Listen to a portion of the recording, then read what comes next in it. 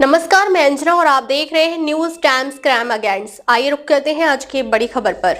UP की सियासत में अगर कोई समाज दशकों से पावर सेंटर की कुर्सी पर बैठा रहा है तो वह है ब्राह्मण समाज। यूपी को अक्सर कहा जाता है पंडितों का गढ़, और इसकी सबसे बड़ी वजह है इनकी आबादी या वोट बैंक नहीं बल्कि सत्ता के केंद्र में उनकी लगातार मौजूदगी।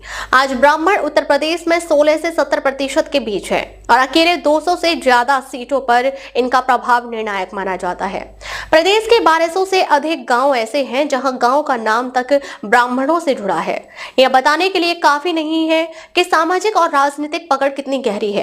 कभी ऐसा भी दौर था जब यूपी विधानसभा में 70 से अधिक विधायक सिर्फ ब्राह्मण समाज के होते थे। हालांकि मौजूदा वक्त में ये आंकड़ा 50 के आसपास सिमट गया है और यह प्रतिनिधित्व की कमी नहीं, अब राजनीतिक मुद्दा बनता जा रहा है। इस रसूख का अंदाजा इसी से लगा लीजिए कि उत्तर प्रदेश में कुल 21 मुख्यमंत्री में से 6 ब्राह्मण रहे हैं। इनमें भी नारायण दत्त तिवारी जैसे नेता 3 बार मुख्यमंत्री बने, जो किसी भी समाज के लिए राजनीतिक ताकत का सबसे बड़ा संकेत है। सिर्फ मुख्यमंत्री ही नहीं, हर सरकार में ब्राह्मण मंत्रियों की संख्या उनकी आबादी के अनुपात से हमेशा बेहतर रही है, चाहे वह कांग्रेस का जमाना रहा हो या सपा बसपा का दौर रहा हो या फिर मौजूद भाजपा सरकार। आज 2027 का चुनाव नजदीक है और सभी पार्टियां एक ही नाम जप रही हैं, ब्राह्मण वोट। वजह साफ है कि यूपी की सत्ता की चाबी अभी भी बड़ी हद तक इसी समाज की मुट्ठी में है।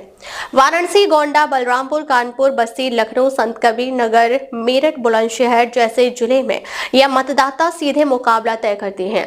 लेकिन इस बार दिलचस्प मोड़ यह है कि ब्राह्मण समाज खुद को उपेक्षित महसूस कर रहा है। संगठन, टिकट, मंत्रिमंडल और प्रशासनिक पदों में कमी लगातार चर्चा का मुद्दा है। इसी असंतोष पर अब 2027 की राजनीति को पूरी तरह नया मोड़ दे सकता है। चाहे बीजेपी हो या सपा बसपा हो या कांग्रेस, हर किसी की नजर इस बात पर टिक गई है कि चुनावी मौसम में ब्राह्मणों का रूप किस ओर झुकता है। यूपी की राजनीति में एक लाइन हमेशा साथ रही है, जिसने ब्राह्मणों को साधा है, वही लखनऊ, दिल्ली की कुर्सी तक पहुंचा है।